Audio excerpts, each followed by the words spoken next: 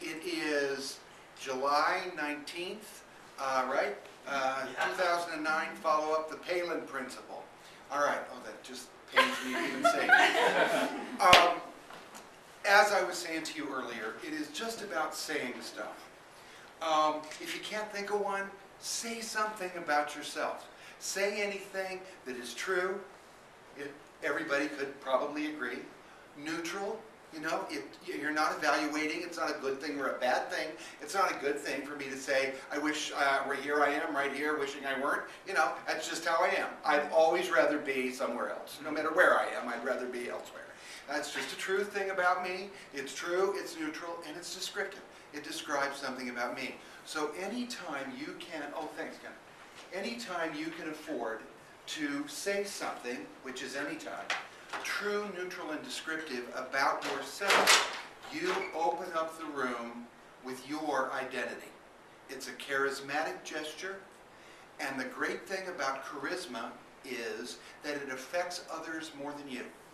Your charisma, your willingness to be publicly self-accepting, to accept yourself in public verbally, to put your identity into play, your charisma allows other people to feel better about being themselves.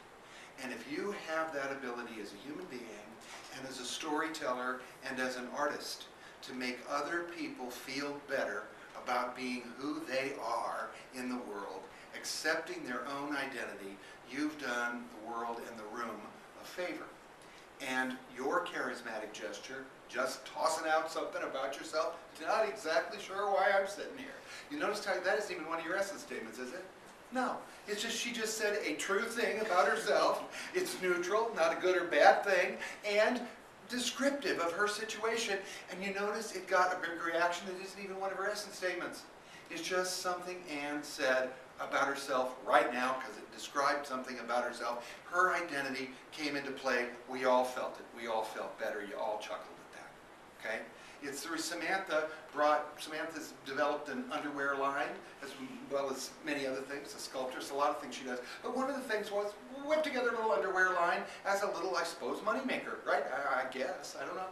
And so she brought me my sample pair, and I'm putting them up there to put her creativity into play in the room. So you can all feel better about the little things you're creating and thinking about doing in the world and contributing in the world, because the more we create, the more we contribute, the more we put in the world the world takes from that, the more the world grows. And in my opinion, that's the road to peace. The more we are contributing, the more we are taking from the world, the less we are conflicting with each other and instead offering, the less we are defending and the less we are putting, and the more we're putting out, the closer we're going to be to everybody just getting along. And I'm a big supporter of everybody getting along and there being some peace in the world. I just think it'd be really nice. So your tiny little gesture of putting your own identity out there, unafraid that somebody's going to judge or step on it, and they won't, because all you've done is said something true, neutral, and descriptive. You haven't said I'm fabulous. You just put something out. Who could argue? You know? And all of a sudden, because it is true, neutral, and descriptive, it's peaceful. It doesn't challenge anybody. It just names something. It just names something that's going on, specifically you. You're going on in the room. And when you name some aspect of that, everybody goes, oh, okay, good. And there's a little more peace, a little more ease, a little more comfort.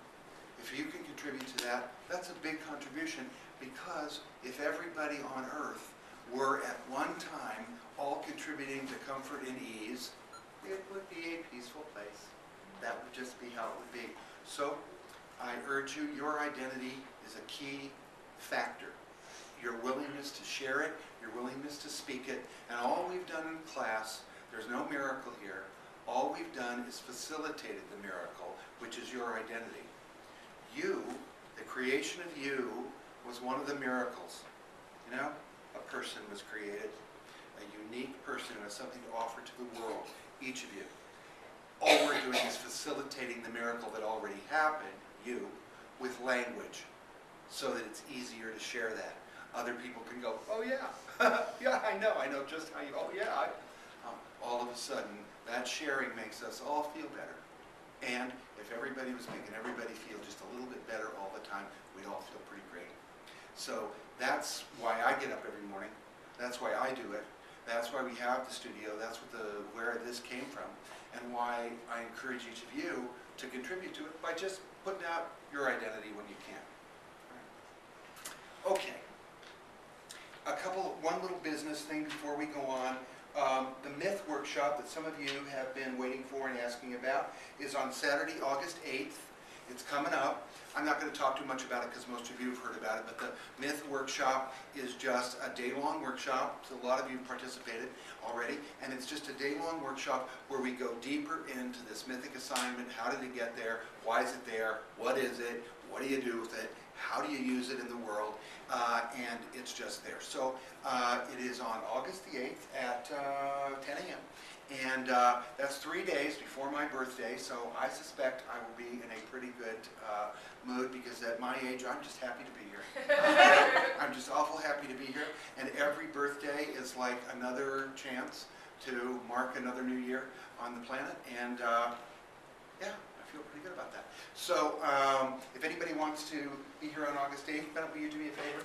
Just take these and put one over on that side and one on your side. And so if you want to know more about it or have Ken call you about it or anything, just put your name and number down there. That is no obligation. Or if you have any other question about anything, write it down there and Ken will call you and answer that question or talk to you about the Myth Workshop. So just pass that around and leave it up somewhere and we'll pick it up later. Okay. That, I think, is the only business thing that I have to talk about. I think so. Oh, several of you, I don't know if anybody in this room, but a few of you folks that may or may not be here contributed some friends in both Washington and New York. And we were recently in D.C. for the first time, organized by one of our students, and it was really fun. It was fun to be in the nation's capital. I had gone for the inauguration, but I hadn't been since. And I like Washington. I have a great time there. And we had fun. We had our first workshop. It was very cool. And a bunch of nice people. So if any of you happen to be among those that sent friends, thank you. We had a great time. And then we were in New York, as we sort of regularly are. And that was really interesting because I saw a couple of great shows. And I think I told you, did I talk about that the last? Yeah, I did. And it was good. It was really good. So those of you who contributed friends to us in D.C. or New York, thank you. And we're going to be back in both places in October. So if you have friends in either location that you think might enjoy, pass that along to them. Yeah, that's pretty much the business stuff, I think. I'm going to be 61. Isn't that like 60? It's so weird. When I was a little kid, 60 was like old.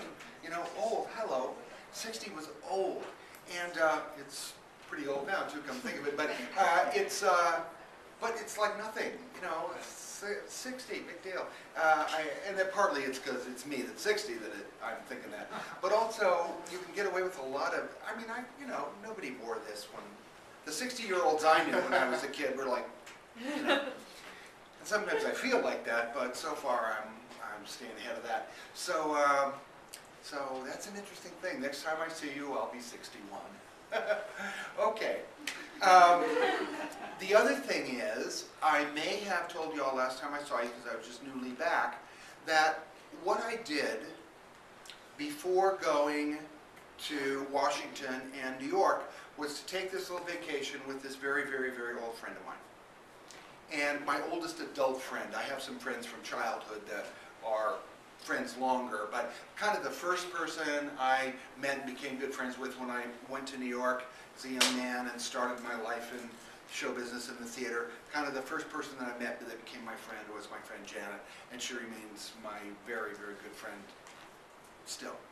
And we've been through a lot together, 3 husbands of hers, and she's a great, great friend. And she's also an acting teacher, interestingly enough. She's an acting teacher at MIT. Can you imagine that? Massachusetts Institute of Technology has this incredible theater department. The sets are fabulous. And so she teaches acting there. She's actually head of the whole communications arts department.